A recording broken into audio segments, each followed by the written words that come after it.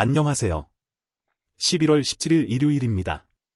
오늘은 5개 종목을 살펴보겠습니다. 제가 관심 있고 실제 투자 중이기도 한 종목입니다. 먼저 삼성전자와 하이브, 네이버, 디즈니, 코인 이렇게 5가지 주식을 한번 살펴보겠습니다. 먼저 삼성전자 차트인데요. 주봉 차트를 보면 2020년 저점을 깼지만 자사주 매입으로 급반등을 하면서 지지선 위로 다시 올라왔습니다. 다만 금요일날 나스닥이 마이너스 2% 넘게 빠지고 필라델피아 반도체 지수도 마이너스 3% 이상 빠졌기 때문에 다시 하락을 지속할 확률이 높아 보이죠. 그런데 여기서 중요한 포인트가 있습니다. 두 가지 시나리오인데요. 반도체 지수가 마이너스 3% 넘게 빠지고 나스닥도 마이너스 2%가 빠졌기 때문에 특별한 일이 없는 한 금요일날 오른 주식은 다시 하락을 해야 맞거든요. 그래서 여기 보시면 이 시가와 종가 사이에서 출발해서 어느 정도의 보합을 해야 그게 일반적으로 할 수 있는 시나리오입니다. 그런데 만약 여기서 출발하는 게 아니라 이 시가 위에서 출발해서 마감을 했다는 것은 어떤 뜻이죠? 그건 악재가 생겼는데 악재를 반영하지 않고 올랐다는 말입니다. 그거 곧 호재가 된다는 말입니다. 그래서 투자 타이밍이 더 빨리 찾아왔다라고 이야기를 할 수 있는 것이죠.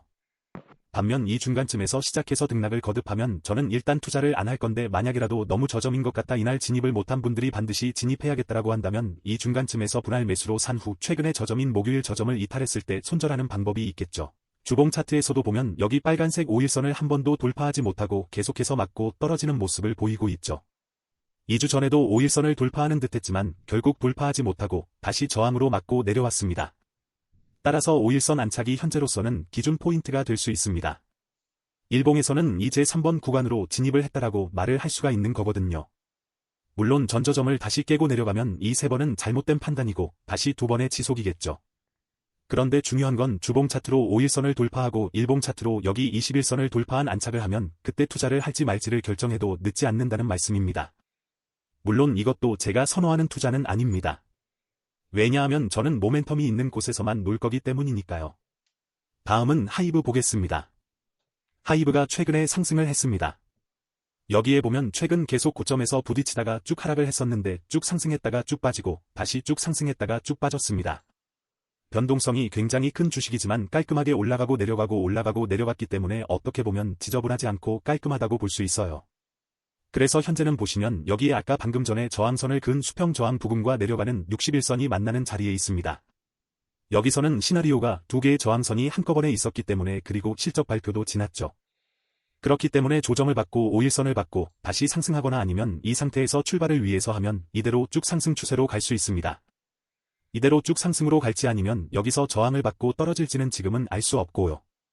한 주 더 지켜보면 알 수 있겠죠. 한 주 동안 너무 많이 오르면 어떡하냐라고 하면 그때는 이쯤에서 자동 매매를 통해 진입이 들어갈 수 있도록 하고 다시 이 선이 깨지면 손절하는 방법이 좋을 것 같습니다. 다음 네이버를 살펴보겠습니다. 네이버는 최근에 제가 들어가려고 했다가 지수 상황이 너무 안 좋아서 못 들어간 주식입니다. 지금 보시는 차트는 네이버 월봉 차트인데요. 월봉 저항선을 깨고 올라갔다가 다시 깨고 현재는 20선 저항이 있고요. 그 위로 수평 저항, 120 저항이 쭉 있긴 합니다. 따라서 얘도 현재 상승 추세의 주식이라고 말을 할 수는 없습니다. 다만 이번 주에 어떤 일이 있었는지는 정확히 모르겠지만 거래량이 실린 장대 양봉이 나왔고 5일, 10일, 20일 평균선까지 모두 뛰어넘고 이 방향까지 돌리는 좋은 흐름이 나왔고요.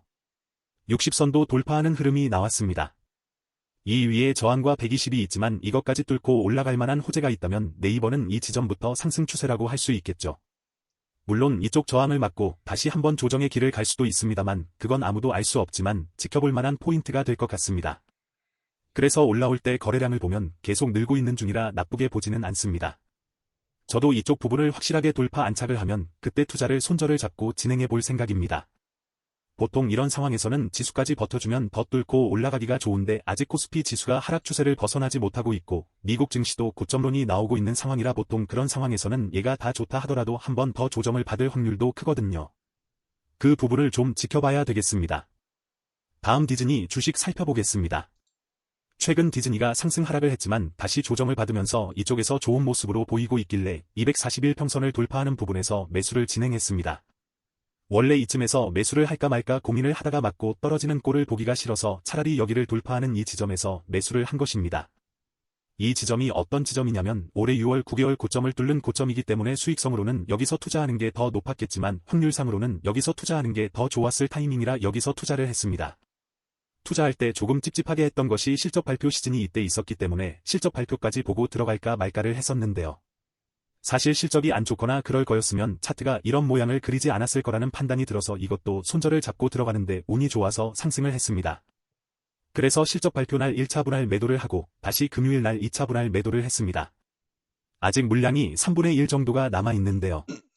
나스닥이 금요일 날 그리고 미국 지수가 떨어졌지만 디즈니는 크게 상승을 했기 때문에 이 남은 주는 저는 좀 충분히 여유를 두고 가져가 볼 생각입니다. 손절 지점을 당연히 이 지점을 깨면 해야 되겠죠.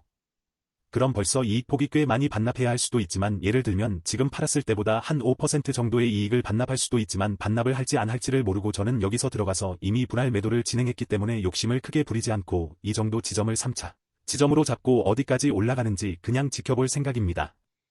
다음 코인입니다. 현재 저는 코인베이스 주식을 사려고 계속 보고 있는데요.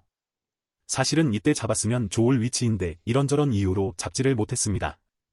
변동성이 너무 커서 무섭기도 했었고 코인이 어디까지 오를지도 모르겠고 그래서 사지를 못했지만 이 코인베이스는 우리나라 증권 주식처럼 사람들이 코인을 더 많이 해서 거래량이 많고 그래서 얘한테 실적을 가져다 줄 때 보통 오르는 경향이 있거든요. 그래서 아직 알트코인이 제대로 된 불장을 맞이하고 있지는 않은 것 같은데 코인이 이대로 그냥 죽어버리면 얘도 다시 죽어버리겠지만 코인이 계속 살아있고 만약 알트코인의 불장이 온다면 저는 코인베이스가 꽤 크게 상승할 수 있다고 생각을 합니다. 그래서 지켜보고 있는데 좋은 타이밍이 왔을 때는 한번 진입을 해볼 생각입니다. 이 정도가 좋은 지점일 것 같습니다. 단 코인에 큰 악재가 없을 때 그러면 이상으로 분석 마치겠습니다.